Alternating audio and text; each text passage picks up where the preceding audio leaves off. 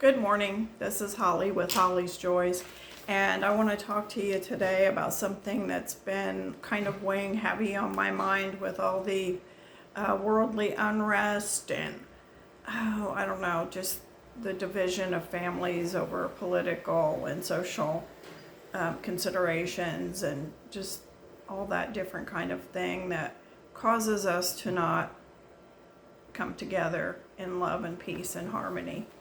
And one of the things I was thinking about was 2 Corinthians 10, verse 3 through 6. And I'm just going to quick read that to you, and then we're going to expound a little bit. It says, "We are not carrying on our warfare according to the flesh and using the weapons of man. The weapons of our warfare are not physical. Our weapons are divinely powerful for the destruction of forces. We are destroying sophisticated arguments and every exalted and proud thing that sets itself up against the knowledge of God. And we are taking every thought captive and purpose captive to the obedience of Christ, being ready to punish every act of disobedience when your own obedience is complete." So when we get angry and we argue with each other, we're on the same coin, same side of the same coin. And if you really want to make a difference in this world and you want to have peace and love and harmony in your own life, then it says here that we are destroying sophisticated arguments and every exalted and proud thing that sets itself up against the knowledge of God.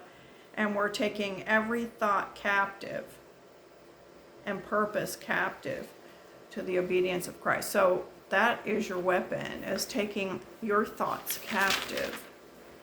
And then in Ephesians 6, 10 through 18, and I'm not going to read that whole thing, but I'm just going to give you a little bit of synopsis on it. The beginning is, "Put on the whole armor of God that you may be able that you may be able to stand against the wiles of the devil." And then it goes on to talk about what your armor is. And the armor is the belt of truth, the breastplate of righteousness, the shoes of the gospel of peace, the shield of faith, the helmet of salvation, and the sword of the Spirit. So once again, these are not actually physical weapons like you would think, like a gun or a knife or anything like that, cannons or whatever you can think of that is in typical physical warfare. It is not that. It is standing on the truth. And I think it's interesting that it actually says that, "Put on the whole armor of God that you may be able to stand." So it's not that you're the aggressor. You are just standing on truth, righteousness, peace, faith, salvation, and spirit. And I think it's not as easy as it sounds. I mean, I think at some level we would prefer to pick up a sword and just, get it on. But to be victorious that is not how to do it. It's much more love and peace and understanding. And I don't know, I think it is almost harder to do those things. But once you're aware and you start to take your thoughts captive, I have personally found it gets easier and easier. Now, am I perfect? Do I always do it? No, I do not always do it. Sometimes I want to yell at you. So, and I feel like yelling at you. So, but that's when I'm not standing and I'm not victorious in that moment. Do I do it? Sure. Once in a while it happens. We're human. We're not going to be perfect in doing this every single time.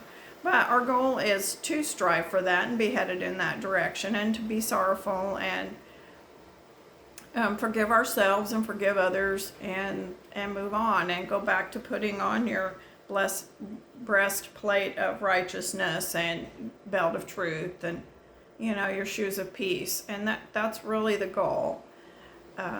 We don't always hit the goal, but we can get close. And I know you can get close in this season of Christmas, and it's beautiful and everybody's in a good mood, and just be that person that brings that into the events that you go to and even into your own home and your own heart.